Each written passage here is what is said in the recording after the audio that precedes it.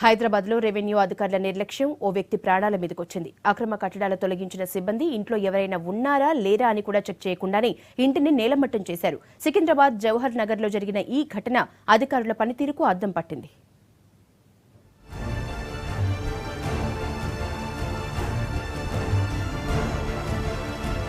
సికింద్రాబాద్ జవహర్ నగర్ లో పెద్ద ప్రమాదం తప్పింది.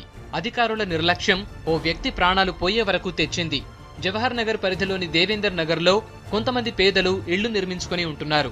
అయితే ఇవి అక్రమ కట్టడాలంటూ రెవెన్యూ అధికారులు జేసీబీలతో వాటిని కూల్చివేశారు.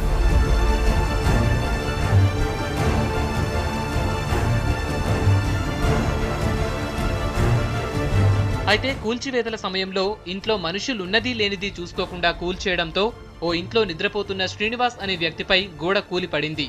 ఈ ఘటనలో అతనికి తీవ్ర గాయాలయ్యాయి. శిథిలాల కింద నుంచి అతని కేకలు విన్న అధికారులు వెంటనే బయటకు తీసి చికిత్స కోసం దమ్మాయిగూడలోని ఓ ప్రైవేటు ఆసుపత్రికి తరలించారు.